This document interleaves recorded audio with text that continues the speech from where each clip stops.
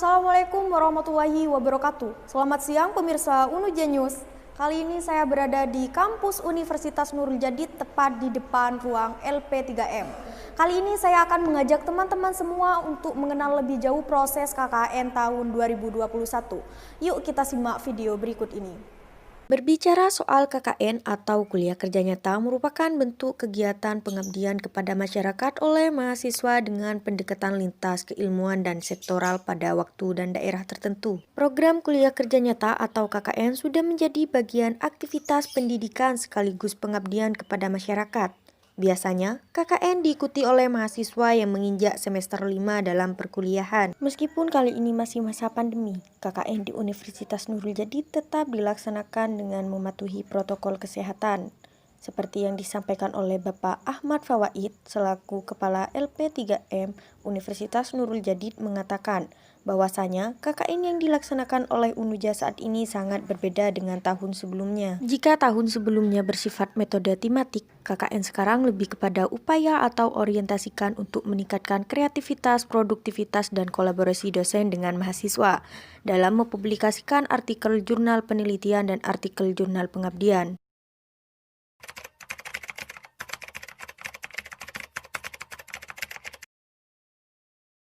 Kuliah kerja nyata pada tahun ini memang sedikit berbeda dengan kuliah kerja nyata pada tahun sebelumnya. Kalau pada tahun sebelumnya KKN memang bersifat tematik, yakni KKN tematik COVID-19 karena kondisi pandemi COVID-19 pada tahun 2020 masih sangat tinggi. Sementara untuk sekarang ini menyesuaikan dengan kondisi pandemi COVID yang memasuki era new normal.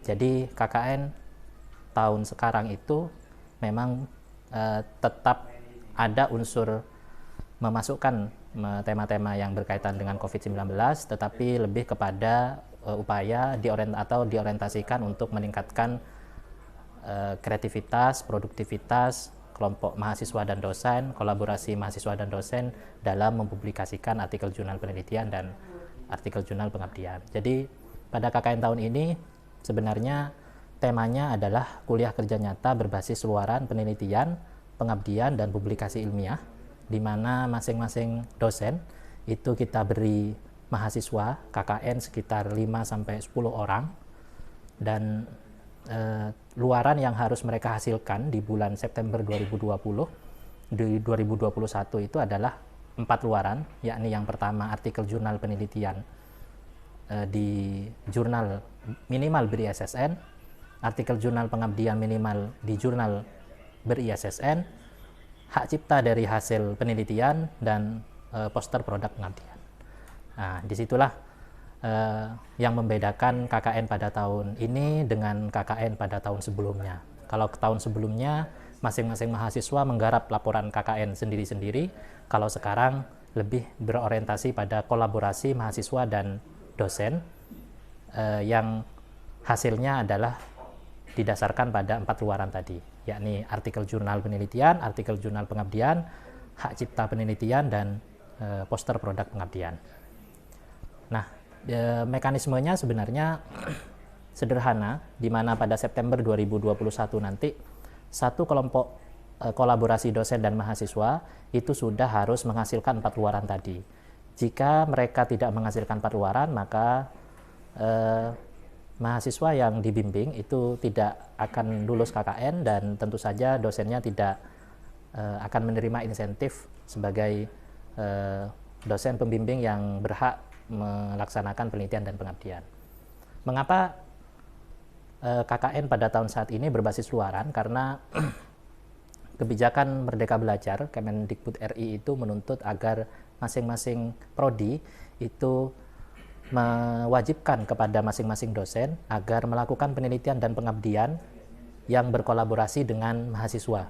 Jadi di dalam akreditasi prodi pada skema Merdeka Belajar saat ini, penelitian yang dihasilkan oleh dosen yang melibatkan mahasiswa, begitu pula dengan pengabdian yang dilakukan oleh dosen yang melibatkan mahasiswa, itu dihitung di dalam poin akreditasi. Jadi KKN sekarang memang di satu sisi diorientasikan pada luaran, tapi di sisi lain juga diorientasikan pada pengembangan institusi, khususnya pada prodi masing-masing dosen yang bersangkutan.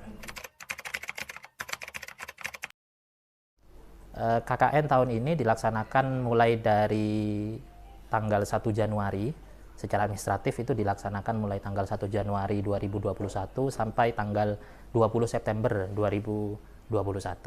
Awalnya kami memang merencanakan untuk melaksanakan KKN sepanjang 1 tahun penuh, mulai dari Januari sampai Desember, hanya saja terkendala dengan masalah teknis pelaporan Forlap, bahwa nilai KKN itu memang sudah harus dilaporkan ke Dikti itu pada bulan September 2021. Jadi kami terpaksa tidak sampai akhir tahun. Jadi sekitar 10 bulan kalau tidak salah ya. Ya, sekitar 10 bulan mulai dari Januari sampai September 2021.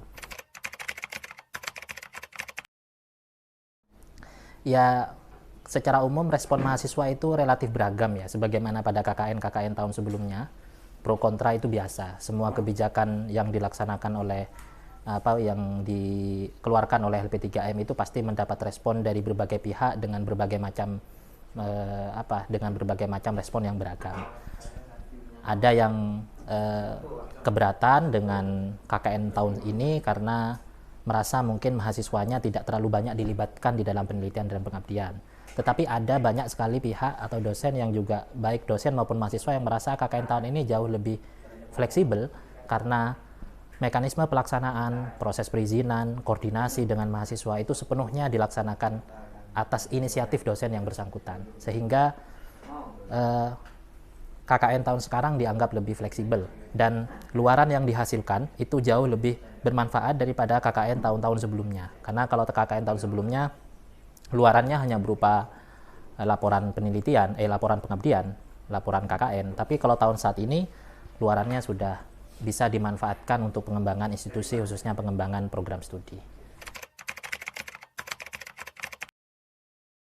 Konsekuensi secara khusus untuk mahasiswa yang tidak ikut pada KKN tahun ini itu sebenarnya didasarkan pada ketuntasan 4 luaran tadi. Jadi kalau 4 luaran tadi itu sudah tuntas, dilakukan oleh masing-masing kelompok, maka mereka dianggap sudah selesai melaksanakan KKN. Tetapi di sisi lain, jika kemudian satu kelompok tidak tuntas menyetorkan 4 luaran tadi, maka kelompok seluruh mahasiswa KKN dalam satu bimbingan dosen itu dianggap tidak lulus kuliah kerja nyata, sehingga konsekuensinya mereka harus mengulang lagi pada tahun berikutnya.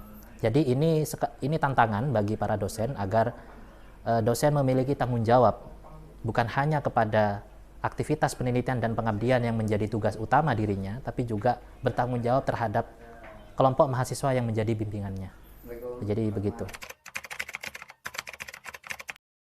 Harapan dan pesan saya kepada para mahasiswa, saya sudah menyampaikan beberapa kali kepada para peserta KKN bahwa harapan saya adalah agar mahasiswa tetap proaktif membantu penelitian dan pengabdian dosen. Karena KKN sekarang ini kan KKN yang berbasis pada penelitian dan pengabdian dosen, sementara mahasiswa KKN ditugaskan membantu penelitian dan pengabdian dosen yang bersangkutan. Jadi harapan saya teruslah proaktif bertanya, teruslah proaktif berinisiatif untuk bertanya kepada dosen yang bersangkutan apa tugas-tugasnya, apa yang bisa mereka bantu sehingga pelaksanaan KKN pada tahun ini berjalan dengan baik dan maksimal. Yang kedua, kami juga berharap kepada seluruh mahasiswa agar terus membantu LP3M untuk mengingatkan dosen yang bersangkutan berkaitan dengan jadwal-jadwal yang sudah ditetapkan oleh LP3M, baik itu dalam hal pengumpulan rancangan laporan penelitian dan pengabdian, maupun dalam hal misalnya laporan akhir yang harus atau luaran akhir yang harus dikeluarkan, yang harus diserahkan kepada LP3M sesuai dengan ketentuan waktu yang telah ditetapkan. Yang terakhir, jadikan KKN tahun ini sebagai pelajaran dan pembelajaran bagi seluruh mahasiswa yang ikut dalam KKN pada tahun ini, agar di tahun berikutnya kemungkinan mahasiswa yang ikut KKN tahun ini adalah mahasiswa yang akan menempuh ujian akhir di tahun 2022, karena Sependek pengetahuan kami, seluruh fakultas di Unuja sudah mulai ancang-ancang untuk menerapkan kebijakan tugas akhir bukan hanya skripsi, tapi juga artikel jurnal maupun membuat buku. Jadi manfaatkan KKN ini sebagai pembelajaran dan pendidikan bagi mahasiswa agar nanti pada saat mereka menempuh tugas akhir tidak terlalu kaget saat ditugaskan membuat artikel jurnal yang serupa. Kesan pertama adalah pasti adalah kaget gitu loh, tidak kerasa sudah mengikuti KKN seperti itu. Jadi dengan waktu yang singkat tidak terasa kita sudah KKN, itu pasti sudah menjadi kesan pertama bagi teman-teman, pasti merasakan itu seperti itu, kok mendadak gitu loh. Terus antusiasme, pasti memiliki antusias, dimana itu sudah menjadi kewajiban kita sebagai semester di pertengahan semester atau menuju semester akhir untuk melaksanakan tugas tersebut. Persiapan yang pertama ancang-ancang itu adalah kita untuk mengikuti KKN di sini, situ saling konsolidasi dan kolaborasi satu sama lain, yaitu dengan mahasiswa tersebut kepada dosen pembimbing, di mana kita minta arahan yang terbaik untuk melaksanakan KKN, tugas KKN ini dengan baik sesuai dengan arahan LP3M, yaitu kolaborasi dosen pembimbing dan mahasiswa. Itu yang bisa saya pahami.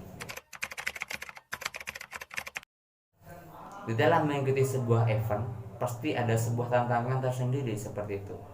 Tantangan dimana kita tidak iya atau tidak harus siap dan action untuk KKN ini, yaitu sesuai dengan arahan LP3M, baik secara kemampuan berpikir kita, action kita, dan kiprah kita dalam pengabdian itu bagaimana, itu adalah tantangan.